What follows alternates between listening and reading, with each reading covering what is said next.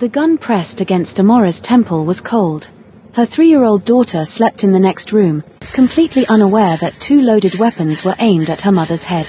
Is she mine? Minute Jun's voice was deadly calm, but his hand trembled on the trigger. Don't answer him, Minute Ho warned from the doorway, his own gun pointed at his identical twin brother's skull. Tell him the truth, Amora. Tell him she's my daughter. She's not yours. Minute Jun's composure shattered. You're a liar. You've always been a liar, stealing everything that belongs to me, yours. Minute Ho laughed, dark and bitter. You threw her away like garbage. I'm the one who saved her. I'm the one who... Stop.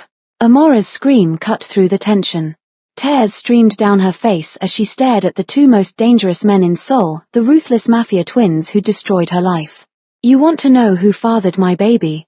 You want the truth? She took a shaky breath. Neither of you are ready for it. The twins froze, their weapons still drawn, as Amora's words hung in the air like a bomb about to detonate. Hey fam, welcome back to Afro Soul Diaries.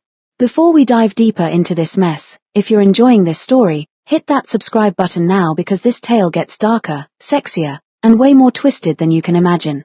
Now let's get right into it.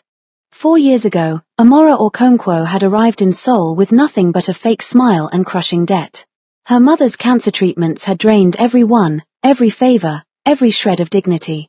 The nursing degree she'd earned in Lagos meant nothing here, so she'd taken the only job available live-in maid for the Kang family, notorious figures in Seoul's underground world. The twins were impossible to tell apart at first. Same sharp jawline, same piercing dark eyes, same way of moving through rooms like apex predators. But Amora learned the differences quickly. Minute Jun wore silver and spoke in measured tones that made grown men weep.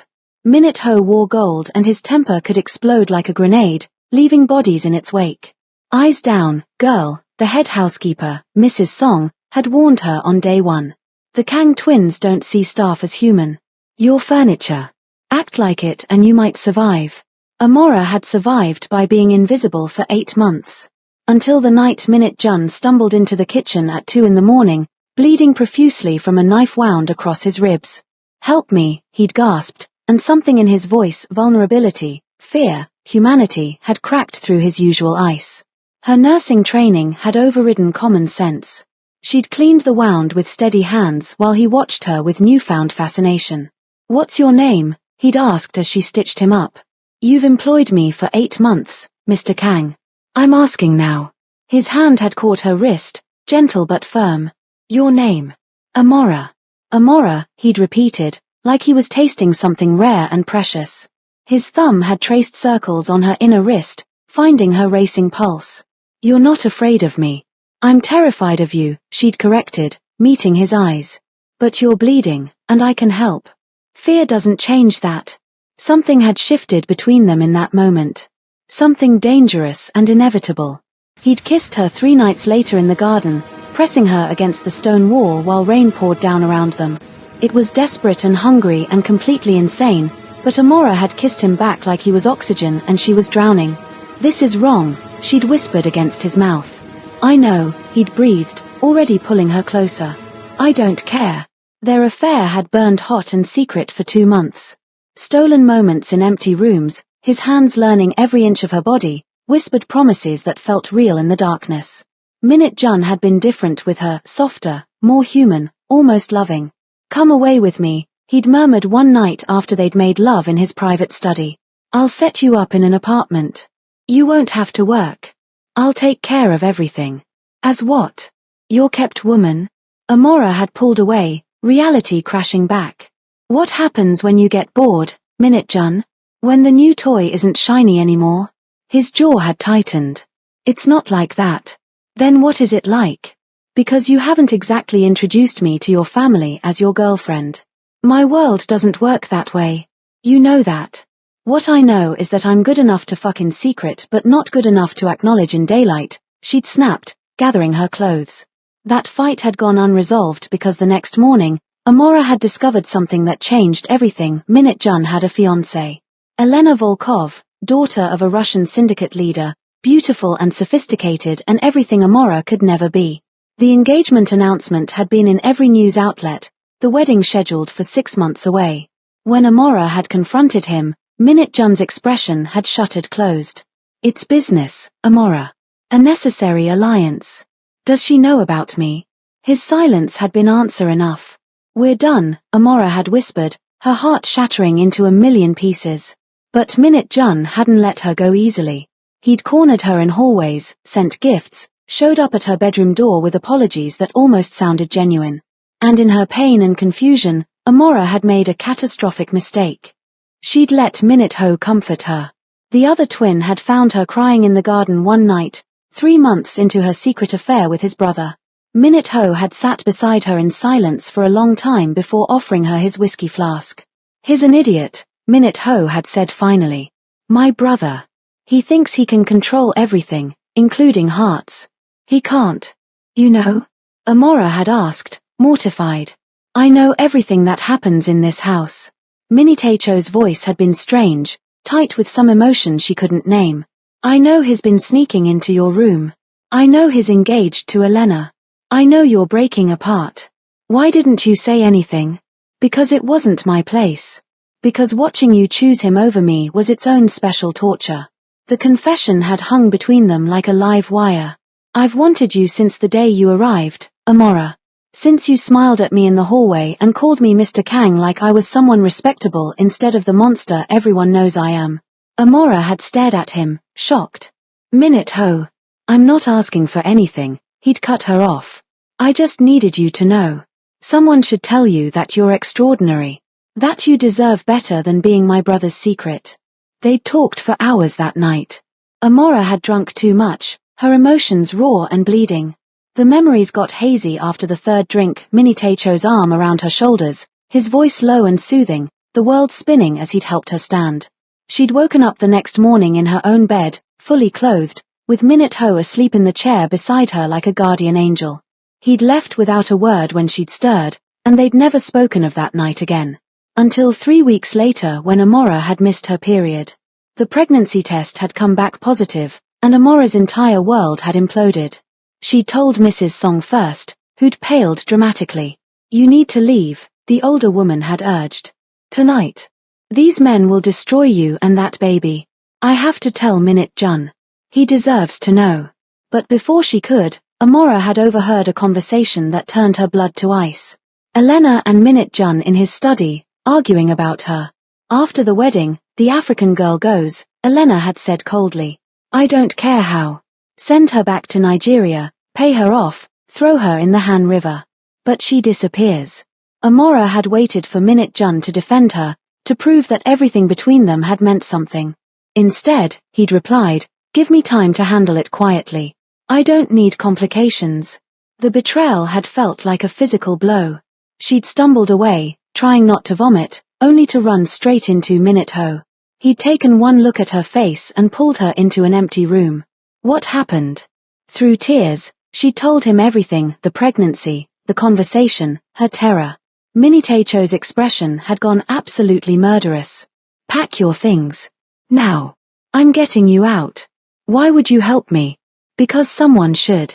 Because you deserve to survive this. Because he'd stopped, jaw clenched. Because I can't watch him destroy you. The baby. Is it his? Minute Ho had asked quietly. I think so. That night with you, nothing happened, right? Something painful had flickered across his face. No. I wanted to. God, I wanted to. But you were drunk and crying over him, and I'm many things, Amora, but I'm not that kind of monster. He'd pressed an envelope into her hands. Money. New identity papers. A contact who can help you disappear. Minute Ho, I can't. You can. You will. He'd cupped her face with surprising gentleness. If you ever need me, call. No questions. No conditions. I'll come. If you're wondering what happens next, drop a like on this video because this story is about to get absolutely crazy. That night, Minute Ho had driven her across Seoul himself, setting her up in a small apartment under a different name.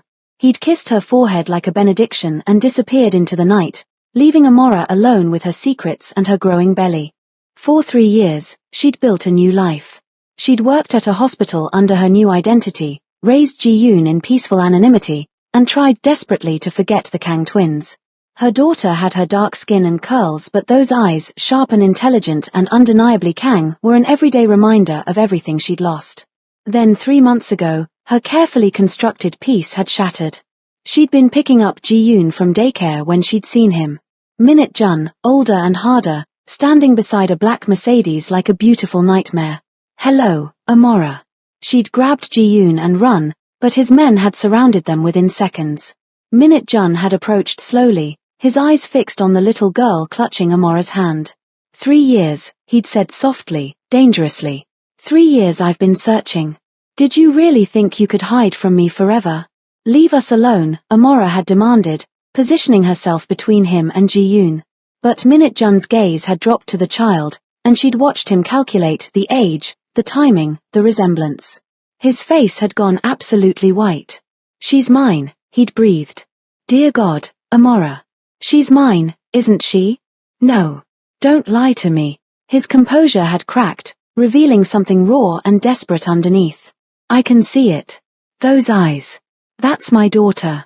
A second car had pulled up, and Minute Ho had emerged, very much alive despite the rumors Amora had heard about an assassination attempt. He'd looked at Ji-yoon, then at Amora, and his expression had shuttered. "Brother," Minute Ho had said coldly. "Step away from my family." "Your family?" Minute Jun had snarled. "Did Amora never mention?" Minute Ho had smiled, deadly calm. "That night she was so devastated over you. We did more than talk. And I've been supporting her and my daughter for 3 years." Amora's blood had run cold. It was a complete lie. Minute Ho hadn't given her money since that first night, and they certainly hadn't slept together. But why was he claiming Ji-yoon as his? The brothers had nearly killed each other in the daycare parking lot before Amora had screamed them into submission. She'd taken Ji-yoon and fled again, but this time, running proved impossible. The twins had found her within hours, and an uneasy truce had formed. Both claimed to be Ji-yoon's father. Both demanded paternity tests. Both wanted custody rights. The situation had spiraled into legal threats, family drama, and increasingly desperate negotiations. Which brought everything full circle to tonight. To 2 brothers with guns drawn in her living room, their lifetime of rivalry finally reaching its breaking point. "Tell him," Minute Ho repeated, his weapon still trained on Minute Jun. "Tell him the truth about that night, Amora." "There is no truth," Amora shouted, her composure finally breaking. "Nothing happened between us, Minute Ho, and you know it. So why are you lying?" Minute Cho's hand trembled. "Because if I don't claim her, what happens? He gets everything again. The good brother, the legitimate heir, the perfect life. While I'm just the violent one, the killer, the one not fit to raise a child. You're using my daughter to hurt your brother," Amora said, disgust filling her voice. "You're no better than him. I love you." Minute Cho's control shattered. "I have loved you for 4 years. I helped you escape. I've stayed away when every instinct screamed to find you. I've respected your choice even though it killed me. And yes, maybe I'm using this situation, but at least I never made you feel like trash. You think you're noble?" Minute Jun's laugh was bitter. "You want to know why I didn't defend Amora to Elena? Because I was buying time. I broke off that engagement the same night. The Russian alliance collapsed. I've been hunted by the Volkov family for 3 years because I chose her." Amora stared at him. "You're lying. Elena's brother put 3 bullets in me 6 months after you disappeared," Minute Jun continued, his voice raw. "I almost died. And the entire time, all I could think was that I'd never find you, never explain, never tell you that I loved you too much to cage you in my world. So you just let me think I meant nothing? That I was disposable? I thought you were safer believing that. Safer hating me than being attached to me." Minute Jun's composure crumbled completely. "Don't you understand? Everyone I love dies or gets destroyed. My world is poison, Amora. I was trying to protect you the only way I knew how. By breaking my heart." Tears streamed down her face. "By making me run while pregnant and alone. That was protection. I didn't know about the baby." Minute Jun's anguish filled the room. "If I had known, I would have burned down the entire city to find you. I would have claimed you and her publicly, consequences be damned." Touching speech, Minute Ho interrupted. Should I tell her about the contract, brother? The real reason you hired her in the first place? Minute Jun's face went ashen. Don't. What contract? Amora demanded, a new horror dawning. Minitecho's smile was cruel. You weren't randomly hired, Amora. My brother specifically requested a foreign worker. Someone vulnerable, someone with no family ties in Korea. Because there was a rival, a man who collected African women like trophies. Minute Jun was going to use you as bait to trap him. The room spun. Amora looked at Minute Jun, silently begging him to deny it. It's true, Minute Jun whispered. At first. But I called it off before anything happened. Before I even really knew you, I called it off because I couldn't. You bought me, Amora said numbly. I was merchandise. No. You were supposed to be, but then you weren't. Then you were everything, and I didn't know how to fix what I'd started. Minute Jun reached for her, and she flinched back.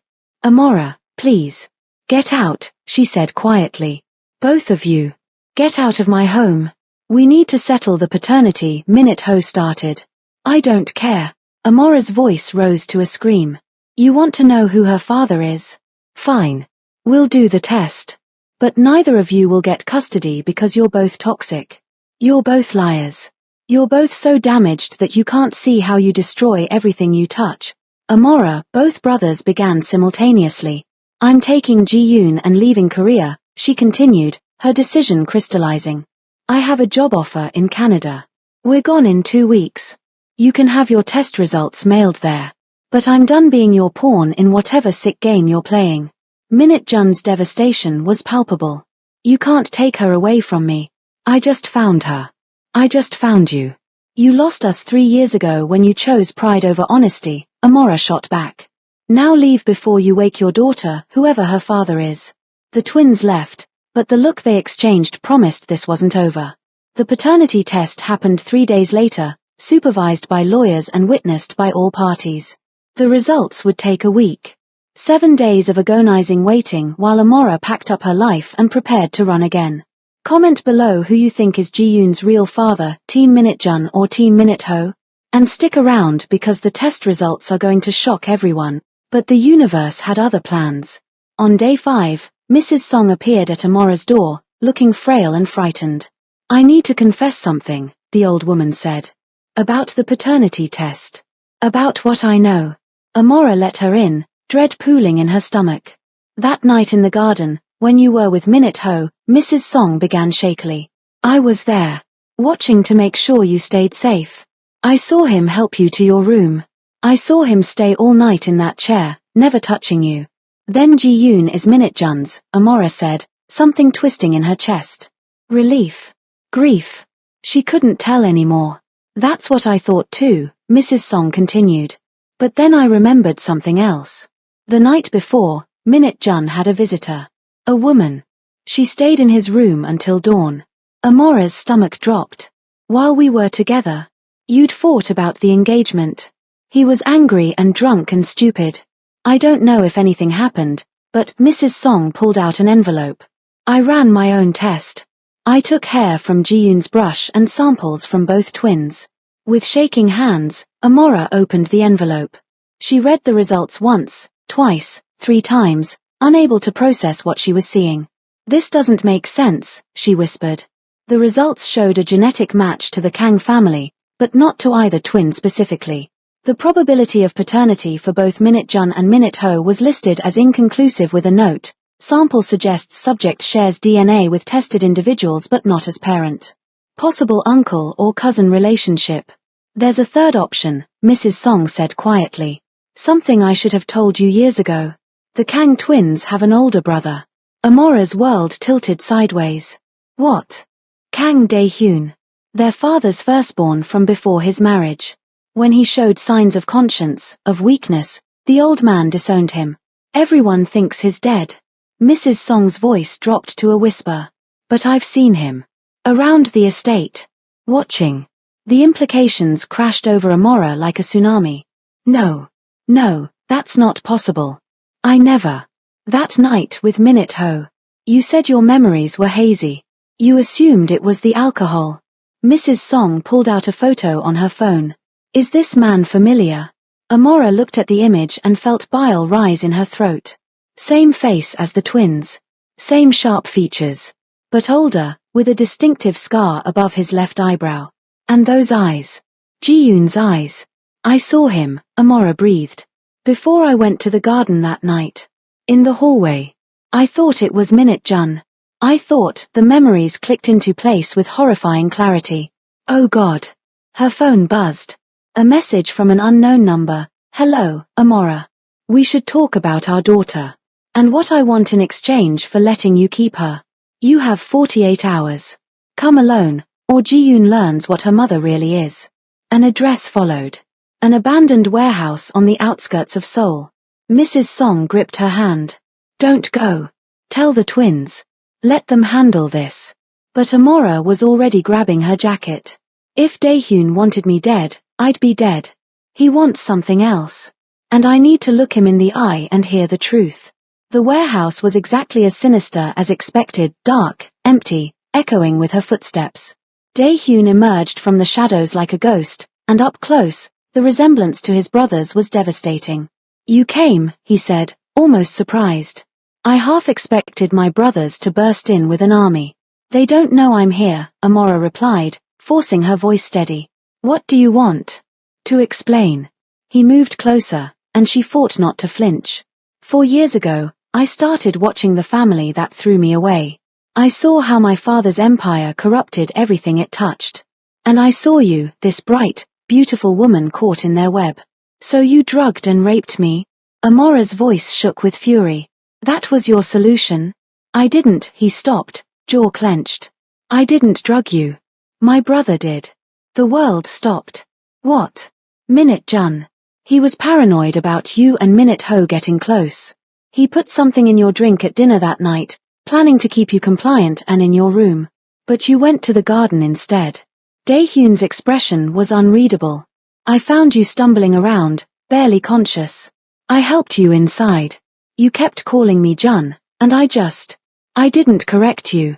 You let me think you were him, Amora said, horror and rage mixing into something toxic. You slept with me while I was drugged and thought you were someone else. That's rape. I know. His voice cracked. I know what I am. What I did. I've lived with that every day for 3 years. But Ji-yoon exists, and she's mine, and I can't regret her even though I regret everything else. You don't get to claim her, Amora snarled. You don't get to. The warehouse doors exploded inward. Minute-jun and Minute-ho stormed in with a dozen armed men, murder in their eyes. Step away from her, Minute-jun ordered, his voice deadly calm.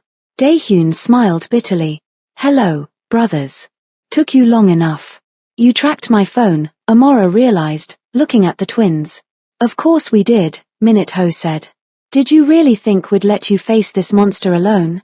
Monster? Daehyun laughed. That's rich coming from you. How many people have you killed, Minute-ho? How many lives have you ruined, Minute-jun? At least I own what I am. You violated her, Minute-jun's gun came up. You're dead. Wait. Amora stepped between them. Before anyone starts shooting, I need the truth. All of it. Minute-jun, did you drug me that night? The silence was deafening. Answer her. Minute-ho roared at his brother. Minute-jun's face was ashen. I put something in your wine. Just a mild sedative. You were talking about leaving, and I panicked. I just wanted you to sleep, to have time to think of how to fix things. I didn't know. He looked at Daehyun with pure hatred. I didn't know he would take advantage. But you drugged her, Minute-ho said, his weapon swinging toward his twin. You're no better than him. I didn't mean. You never mean to. Minute-cho's control shattered. You never mean to hurt people, but you always do. And I always clean up your messes. I've killed for you, lied for you, destroyed my own soul for you. And you drugged the woman we both loved. We both loved. Minute-jun's laugh was jagged. You wanted to possess her, like you possess everything in my shadow. The brothers faced off, a lifetime of resentment finally exploding. And Amora? She was done. Done with all of them. I'm leaving, she announced. I'm taking Ji-yoon to Canada. I'll send you all the paternity results when they arrive. You can have supervised visitation if the court allows it. But I'm done being destroyed by the Kang family. She walked toward the exit, and all three brothers moved to stop her. Let her go, a new voice commanded. Everyone turned. Elena Volkov stood in the doorway, very much pregnant, with her own armed guards. This has been entertaining, Elena said coldly. But you all forgot something. The contract Minute Jun signed with my family included genetic material storage. I'm carrying a Kang heir conceived through artificial insemination. My child will be legitimate, documented, and have the first claim to everything. Minute Jun stared at her in horror. You can't. I already did. My lawyers filed the paperwork months ago. Elena smiled at Amora. So thank you for distracting these fools while I secured my son's future. He'll inherit it all, and you? You'll have nothing. But Amora started laughing. Laughing so hard she had to lean against a support beam. You want to know the funniest part, she gasped. I don't want anything. Not the money, not the power, not the Kang name. I just want my daughter and peace. So congratulations, Elena. You win a prison you think is a palace. She walked out, and this time, no one stopped her. Make sure you're subscribed because the series finale is dropping next week, and you will not believe how this ends. 2 weeks later, Amora stood in Toronto's airport with Ji-yoon, boarding passes in hand. The paternity results had arrived that morning. Kang Dae-hyun, 99.9% probability. She'd expected to feel something: anger, grief, violation. Instead, she felt nothing but a strange relief. Ji-yoon was hers. Just hers. The Kang family drama couldn't touch them anymore. Mommy, are we really going to see snow? Ji-yoon asked excitedly. So much snow, baby. Mountains of it. Will the scary men come? Amora's heart clenched. No, sweetheart. Never again. But as they walked toward security, Amora's phone buzzed one final time. A message from Minute Jun. Dae-hyun is dead. For real this time. Minute Ho and I made sure of it. The results were fake, he had them altered to stake his claim. The real results show she's mine. I have proof. Please don't get on that plane. Please give me a chance to be her father. To be better. I'm leaving the family. Starting over. Let me prove I can be the man you both deserve. A second message from Minute Ho. His lying. The tests show she's mine. I have the real results from Mrs. Song. Minute Jun is desperate. But I won't chase you. If you get on that plane, I'll respect it. Just know that I love you. I love her. And if you ever need me, I'll be waiting. Always. Amora looked at both messages, then at her daughter's innocent face. She turned off her phone and walked through security without looking back. Some questions didn't need answers. Some stories didn't need endings. Some prisons were only prisons if you stayed. And Amora Okonkwo was finally, beautifully free. If you loved this story, smash that like button, drop a comment telling me which brother you wanted Amora to choose, and subscribe for more dramatic Afro-Korean stories that'll keep you up at night. Part 2 might happen if this video hits 10,000 likes. Let's make it happen. Thanks for watching, and remember, sometimes the best choice is choosing yourself.